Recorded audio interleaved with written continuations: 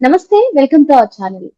YCP అధినేత YS Jaganmohan Reddy నిన్న సత్తెనపల్లిలో పర్యటించిన సంగతి తెలిసిందే. మరి ఈ పర్యటనలో భాగంగా కొందరు వైసీపీ శ్రేణులు ఏ విధంగా ఫ్లెక్సీలు చూపిస్తూ అలజడి సృష్టించారో మనందరం కూడా చూసాము. మరి ఈ నేపథ్యంలోనే కూటమి సర్కార్ ఈ రోజు అరెస్టు చేయగా దానిపైన జగన్మోహన్ రెడ్డి స్పందిస్తూ పుష్ప సినిమాలో డైలాగ్ చెప్పినంత మాత్రాన్ని అరెస్టు చేస్తారా అంటూ ఆయన వ్యాఖ్యానిస్తున్నారు. మరి ఈ పరిణామాన్ని ఏ విధంగా చూడాలి తెలుసుకునే ప్రయత్నం చేద్దాం. దీన్ని విశ్లేషించడానికి మనతో పాటు ప్రస్తుతం జూమ్ కాల్ లో అటెండ్ అయి ఉన్నారు టీడీపీ ఎమ్మెల్సీ ఏఎస్ రామకృష్ణ గారు. నమస్తే సార్. నమస్కారం అమ్మా. జగన్మోహన్ రెడ్డి పర్యటనలో భాగంగా కొందరు వైసీపీ శ్రేణులు కొన్ని ఫ్లెక్సీలు పట్టుకున్నారు సార్. గంగమ్మ జాతరలో ఏ విధంగా పొట్టెలను అయితే నరికేస్తామో 2029 అధికారంలోకి మేము వస్తాం, రఫా రఫా నరికేస్తాం అంటూ ఫ్లెక్సీలు పట్టుకుని నిల్చున్నారు. మరి వారిపైన ఈ రోజు కూటమి ప్రభుత్వం యాక్షన్ తీసుకుని అరెస్ట్ చేయడం జరిగింది. ఈ అరెస్ట్ ని ఖండిస్తూ అసలు పుష్ప సినిమా డైలాగులు చెప్తే అరెస్ట్ చేస్తారా అంటూ వైఎస్ జగన్మోహన్ రెడ్డి చేస్తున్నటువంటి వ్యాఖ్యలను ఏ విధంగా చూడాలి? అంటే ఈ ఇష్యూని సపోర్ట్ చేయడంతో వైఎస్ జగన్మోహన్ రెడ్డి వైఖరిని ఏ విధంగా అర్థం చేసుకోవాలి మనం? కేవలం తెలుగుదేశం పార్టీ నాయకులు నారా చంద్రబాబు నాయుడు గారు, లోకేష్ గారు మాత్రమే సైకో అంటలా. అతని మాటలు విన్నటువంటి వాళ్ళు, అతని ప్రవర్తనని గమనించినటువంటి వాళ్ళు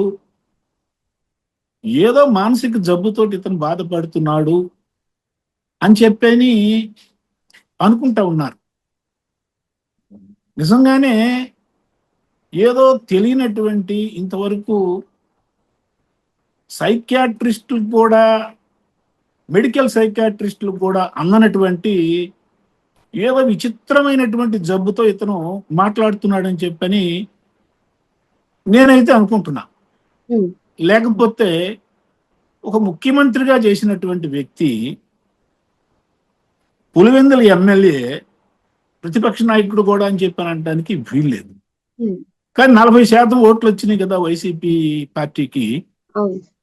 అందుకని అటువంటి 40% ఓట్లు ఇచ్చినటువంటి జగన్మోహన్ రెడ్డి ఎక్కడికి వెళ్ళినా, పొదిలి వెళ్ళినా, లేకపోతే తెనాలి వెళ్ళినా, నిన్న సత్తెనపల్లి రెంటపాళ్ళకు వచ్చినా కూడాను ఆ పార్టీ నాయకులు చేస్తారు, జనాన్ని వస్తారు. జనం వచ్చినంత మాత్రాన వాళ్ళని చూసి రెచ్చిపోయి నీవు ఇష్టం వచ్చినట్టు మాట్లాడటం అనేది ఒక రాజకీయ నాయకుడిగా నీకు తగదు.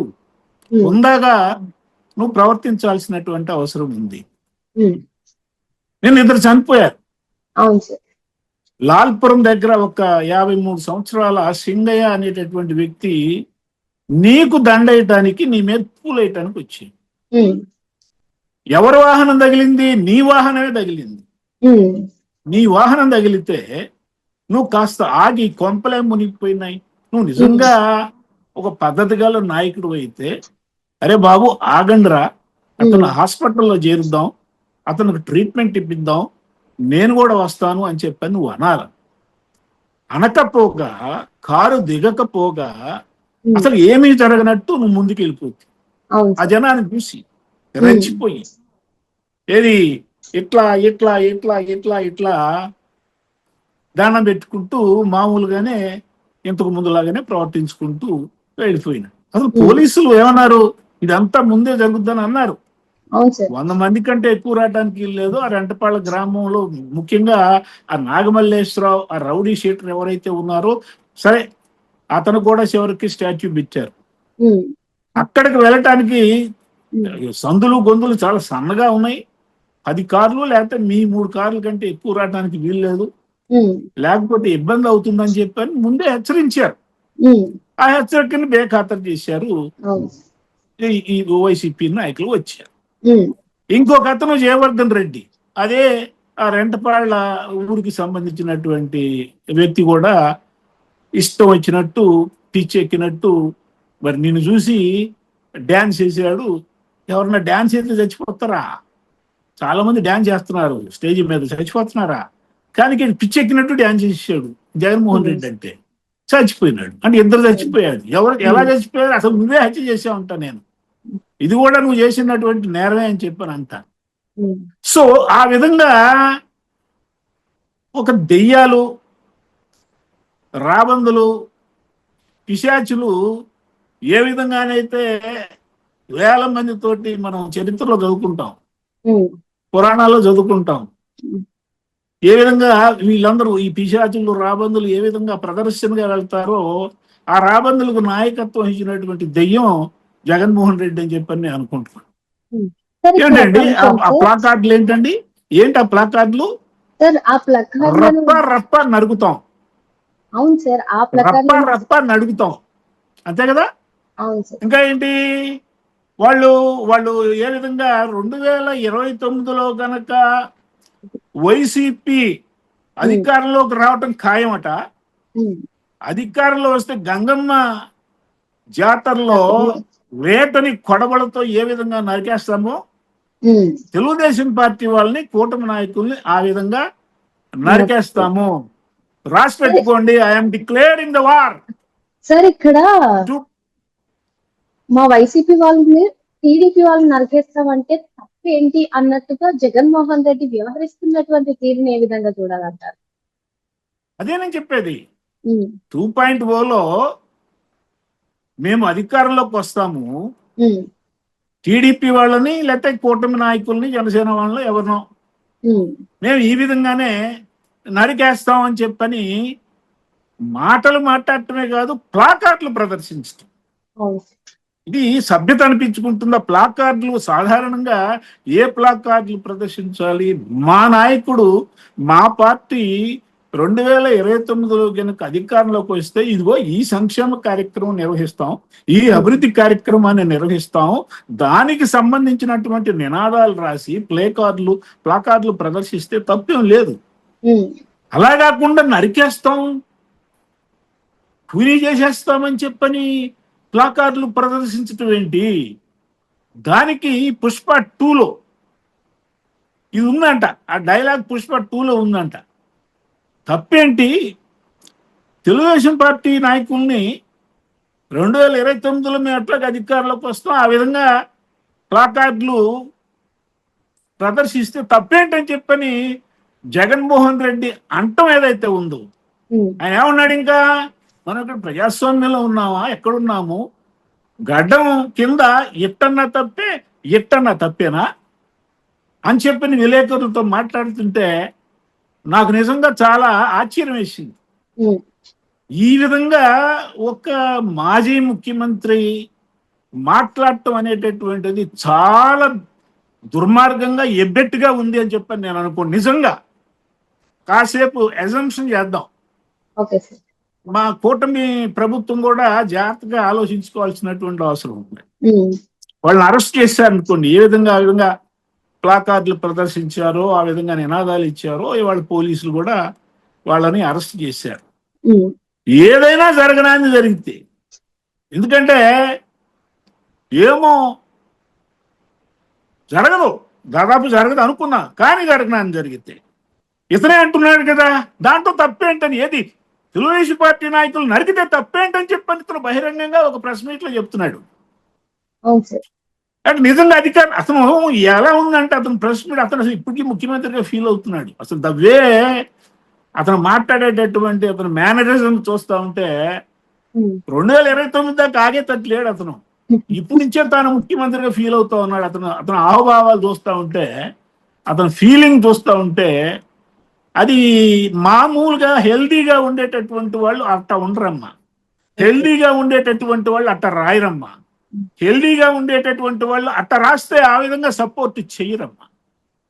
అంటే ఇతను మానసికంగా ఏదో జబ్బుతో బాధపడుతున్నాడు. జబ్బుతో బాధపడేటటువంటి వాళ్ళతోనే ఇబ్బంది. పిచ్చేటి చేతులు రాయంటాం. అందుకనే ఇది పిచ్చోడు రేపు మళ్ళీ రెండోసారి ముఖ్యమంత్రి అయ్యాడు అనుకోండి, పొరపాటు కాడు అయ్యాడు అనుకోండి, ఏం జరుగుతుంది? నిజంగానే కోసేస్తారు తలకాయలు. ప్రజాస్వామ్యం పేరు చెప్పి, భావ ప్రకటన స్వేచ్ఛ అనే పేరు చెప్పి ఇటువంటి ఫ్లెక్సీలను ప్రదర్శించడాన్ని ఏ విధంగా చూడాలి?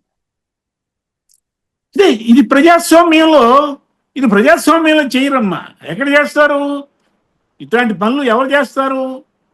ఏ ముస్సోలిని, ఏ హిట్లర్ నియంత్రణ పరిపాలనలో ఉన్నటువంటి రాజ్యంలో ఇటువంటి చేస్తారు.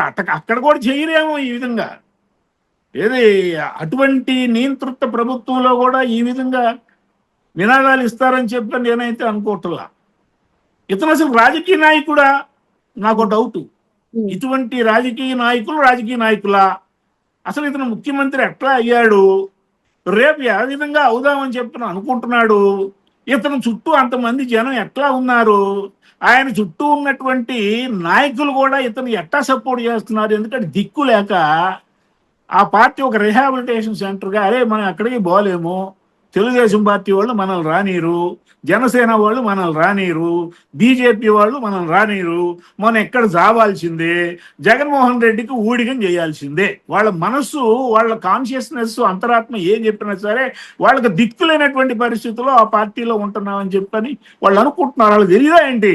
మరి వాళ్ళకి 50 సంవత్సరాలు 60 సంవత్సరాలు వచ్చిన కిందకి ఆ మాత్రం తెలియదండి ఇతను మాట్లాడేది కరెక్టా కాదా అని చెప్పని పక్కనే ఉండి చచ్చారుగా. ఆ మాత్రం తెలీదా? పైపెచ్చు మా నాయకులు ఈ విధంగా అంటారా? అనవసరంగా కేసులు పెడతారా? అసలు నాగమల్లేశ్వరరావుని చంద్రబాబు నాయుడు అనవసరంగా పోటం పెట్టుకున్నారంట. ఒకసారి అసలు అసలు అతనికి తలకాయిందో తలకాయ లేదా? అతను ఎప్పుడో 2024 జూన్ 9న చచ్చిపోయినాడు. 6వ తారీఖున 5వ తారీఖున మందులు తాగే పురుగు మందు తాగి ఎందుకు చచ్చిపోయాడు? బెట్టింగ్ కాశాడు. వాడి దగ్గర ఉంది 10 లక్షలే. వాడు ఉప సర్పంచ్ రెంటపాళ్ళకి ఇచ్చింది ఎవరయ్యా అని చెప్పారంటే అప్పు అతను 175కు 175 ఇప్పుడు నా గుర్తు ఇప్పటికి TV9లో రజనీకాంత్ అతను ఇంటర్వ్యూ చేసి, ఏమంటే మీరు 175కు 175 వస్తున్నాయి, ఎలా వస్తాయండి 170? 1, 2, 3, 4 నాకు తప్పించుకోవచ్చు కదా అంటే, నేను రజని ఎందుకు రాకూడదని అడుగుతున్నాను రజని అని అన్నాడు. సహజంగా ఏంటంటే ఈ మాటలు చూసి వైకాపా నాయకుల్లో నమ్మకం ఏర్పడుతుంది, సెల్ఫ్ కాన్ఫిడెన్స్ ఏర్పడుతుంది. అరే మన నాయకుడు చాలా భరోసాగా ఉన్నాడు, ఆయనకి ఏమన్నా బహుశా ఇన్వెస్టిగేషన్ లేకపోతే ఇంటెలిజెన్స్ రిపోర్ట్లు ఉన్నాయేమో అని చెప్పని రాష్ట్ర వ్యాప్తంగా చాలా మంది బెట్టింగులపై నష్టపోయారు. అడల్లో ఈడొకడు, ఈ నాగమల్లేశ్వరరావు ఒకడు. సో వాళ్ళు అప్పులు ఇవ్వాలి, మా డబ్బులు మాకు ఇచ్చేయండి అని చెప్పి ఒత్తిడి చేస్తే తట్టుకోలేక అతను పురుగుల మందు తాగి చచ్చిపోయాడు. అది జరిగింది. అతనే ఉంటాడు ఎస్ఐ రాజేష్ అనేటటువంటి అతను పోలీస్ స్టేషన్ తీసుకెళ్లి ఇబ్బంది పెడితే అతను పురుగుల మందు తాగి చచ్చిపోయాడు అని చెప్పని పచ్చి అబద్ధం ఆడాడు. ఎందుకంటే రెడ్ బుక్ రాజ్యాంగం వల్ల చనిపోయాడు అంటున్నారు కదా. అవును, రెడ్ బుక్ రాజ్యాంగం. ఇప్పుడు రెడ్ బుక్ రాజ్యాంగం ఏముంది? ఆడన్నాడు కొడాలి నాని మడత పెట్టుకొని కింద పెట్టుకో అని చెప్పని. మరి ఇప్పుడు తెలుస్తుందా? రెడ్ బుక్ చాలా క్లియర్ గా చెప్పాం కదా. అరే ప్రతి వాళ్ళు మీరు ఎవరైతే అవినీతి చేశారో, ఎవరైతే హత్యలు చేశారో, ఎవరైతే మాఫీ చేశారో వాళ్ళ చిట్టా అంతా నేను రాస్తున్నాను రా బాబు, మీరు ఒళ్ళు దగ్గర పెట్టుకొని ప్రవర్తించండి అని చెప్పాను. ఆ రోజే పాదయాత్ర సందర్భంగా లోకేష్ బాబు గారు చెప్పారు కదా.